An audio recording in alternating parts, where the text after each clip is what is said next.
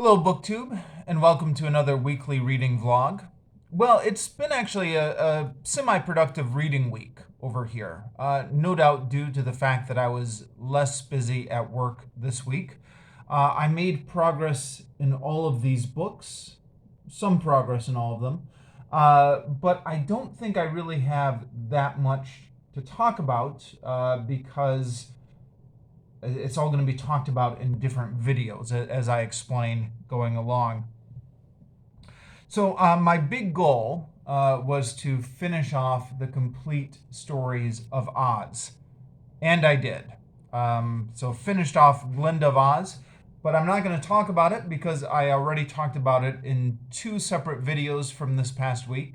One video reviewing Glinda of Oz, and then one video just giving an overview of this whole volume. I'll link to those videos in the description down below. But yeah, the complete stories of Oz is finished now.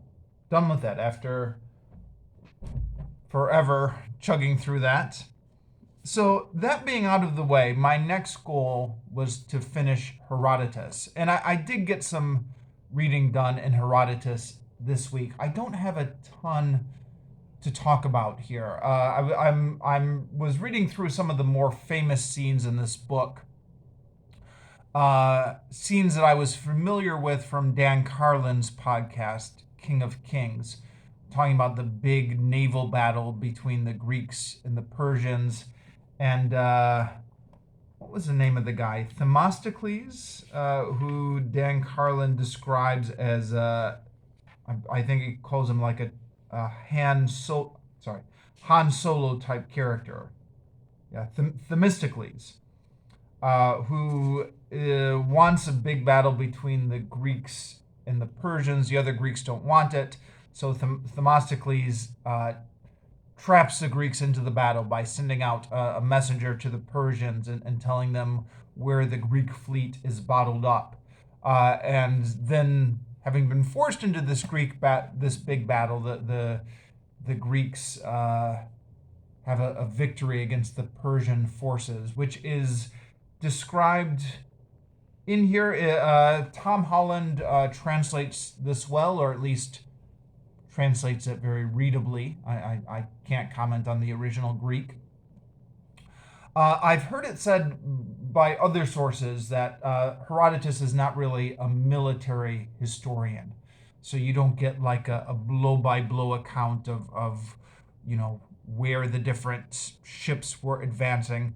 But you do get a lot of stories of the battle, stories of different pieces of heroism during the battle. It was mostly interesting reading. During that time, I was doing Tarzan of the Apes as my portable book. This one is a little bit too heavy to be portable, plus there's too much fiddling around with the endnotes and the maps at the end to really make this a good lunchtime book. So, while I'm eating lunch or dinner or just out and about, I was reading Tarzan. And continues to be interesting. I'm at the part now where Tarzan is meeting Jane, and I didn't realize this actually, but the young Englishman who is accompanying Jane and appears to be her lover is actually Lord Greystoke, Tarzan's cousin, and we'll see how that develops as I come through the rest of the story. But then on Wednesday, I actually got to the bookstore. And I almost forgot to mention this. I have two book hauls.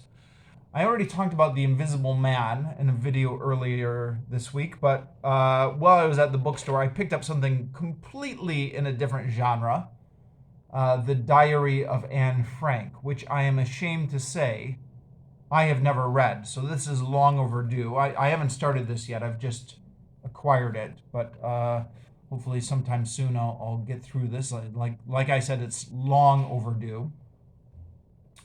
But for Halloween, I picked up The Invisible Man by H.G. Wells and made a video talking about why I was starting it for Halloween, etc. which I'll link to down below. Um, it's a short book, 207 pages, and yet I'm a very slow reader. Sometimes it takes me ages to work through a short book, but I really wanted to finish this before Halloween, so I prioritized this. After I picked this book up on Wednesday, I shoved all my other reading to the side and was just reading this and finished it actually. Finished it last night. So this is all finished. And hopefully a review will be coming soon. At any rate, hopefully a review will be coming sometime between now and Halloween. Whenever I get time to do it, possibly today. We'll see. I mean, just depends how when the baby's sleeping and stuff like that. But yeah, all finished with The Invisible Man now. I'm not going to talk about this because I'll talk about all my thoughts in the review when I get around to that. And then, yeah, the only other thing I've read a bit of is Flash Gordon. Just a couple pages of this. So not really anything to report. And that's it. So I'll talk about those other books in separate videos, and that's my reading for this week. Oh, yes, and of course, as always, I will link in the description down below to the Booktube videos I've watched this past week, so go ahead and check those out. And we'll finish up here.